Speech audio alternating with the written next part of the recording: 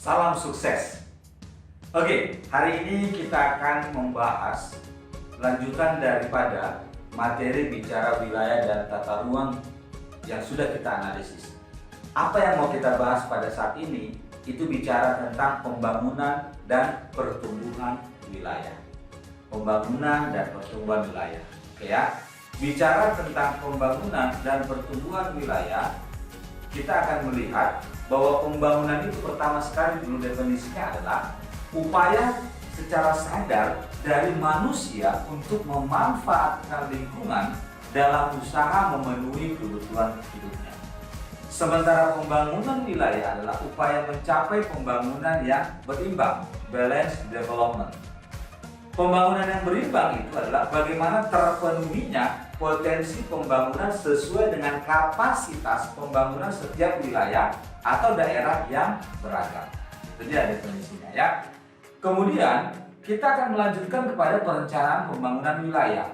Apa itu? Yaitu suatu pemanfaatan ruang wilayah dengan cara mengoptimalkan aktivitas serta fungsi wilayah tersebut untuk melakukan suatu pengembangan potensi wilayah pada daerah itu.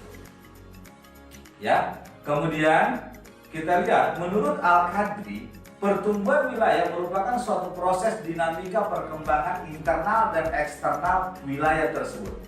Pertumbuhan wilayah pada awalnya dipicu oleh adanya pasar yang dapat menyerap hasil produksi wilayah yang bersangkutan.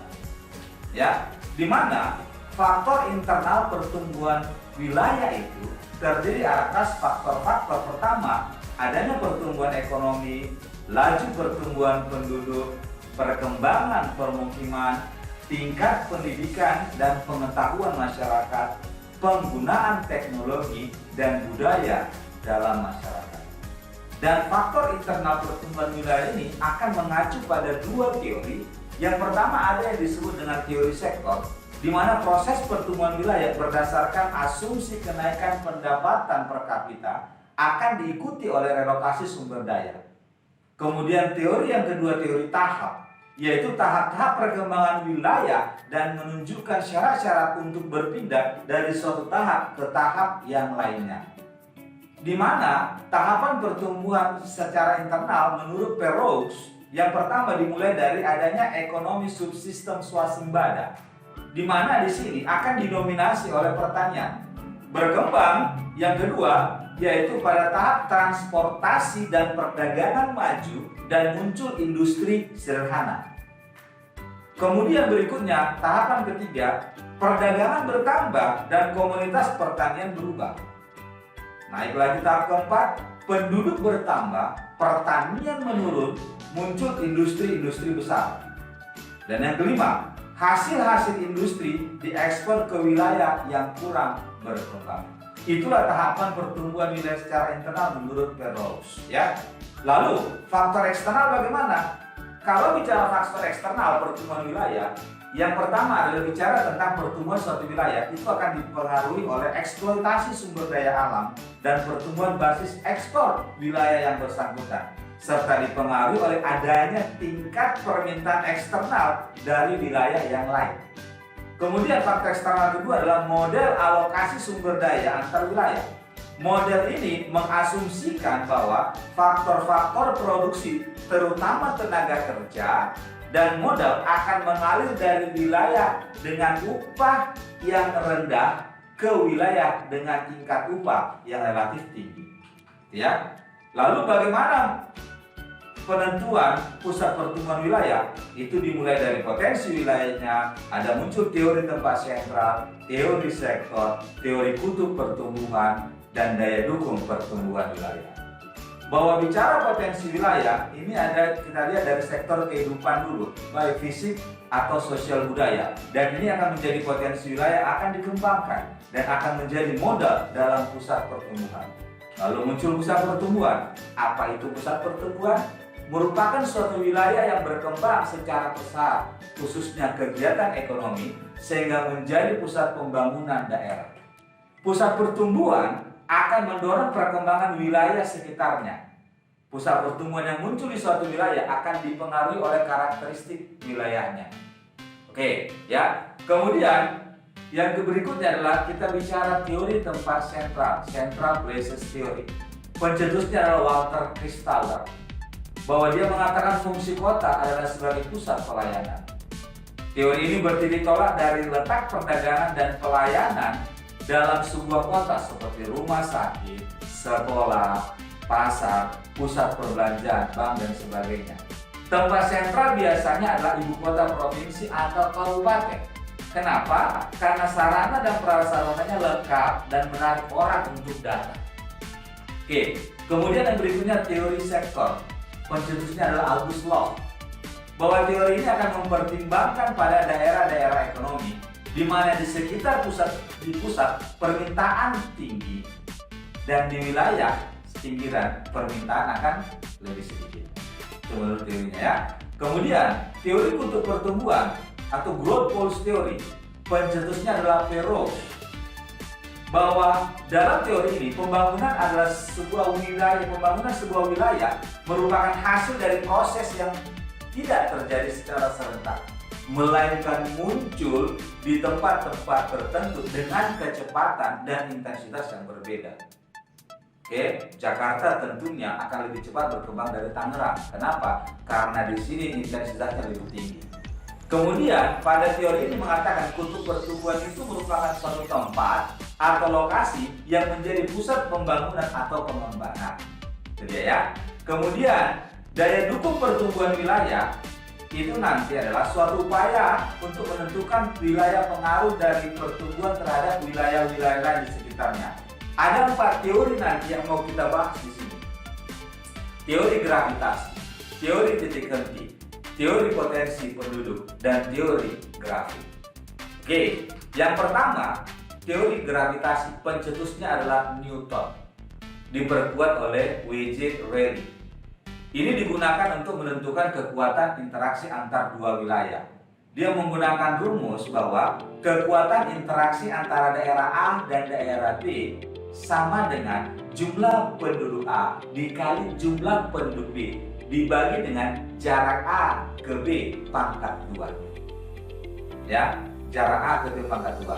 Di sini nanti muncul kesimpulan adalah jika jumlah penduduk itu semakin tinggi, maka interaksi akan semakin besar juga. Tetapi jika jarak antar wilayah semakin jauh, maka interaksi akan semakin kecil. Kesimpulannya pada teori ini bahwa kekuatan interaksi itu akan dipengaruhi oleh jumlah penduduk dan jarak antar wilayah. Kemudian yang kedua adalah teori titik henti yang dikemukakan oleh W.J. Rayleigh.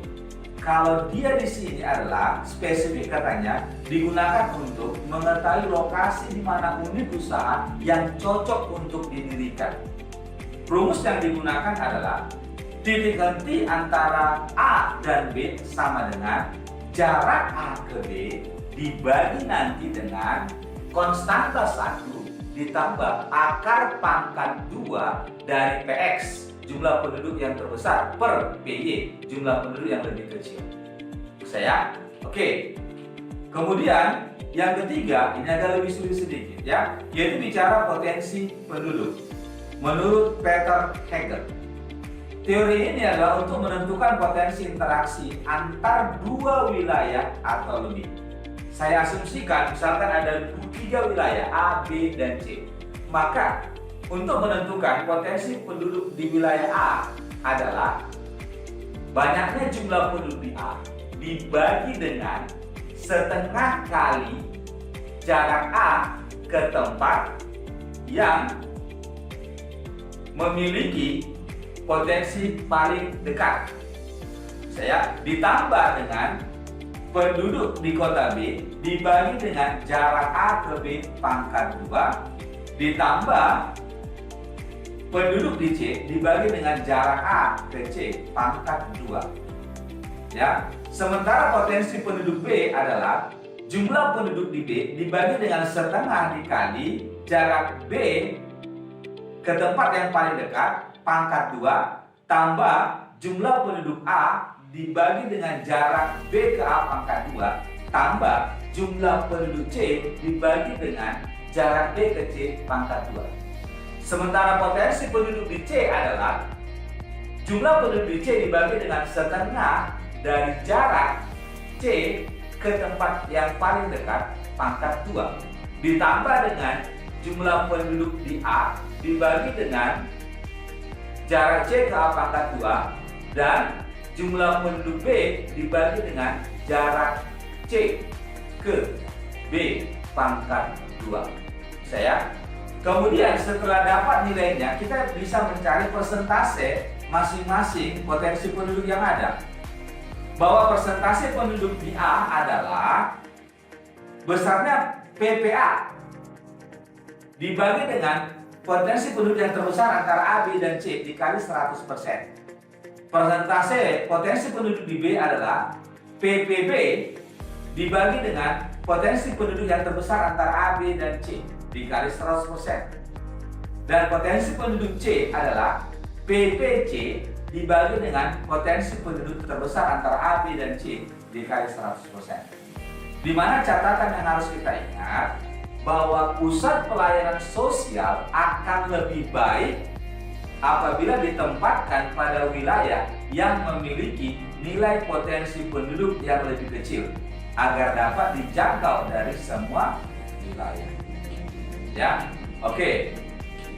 Kemudian teori grafik ini dikemukakan oleh Siedziewski, di mana teori ini adalah untuk menentukan daya dukung secara fungsional berdasarkan arah dan intensitas arus atau interaksi antar wilayah inti dan wilayah di luar inti.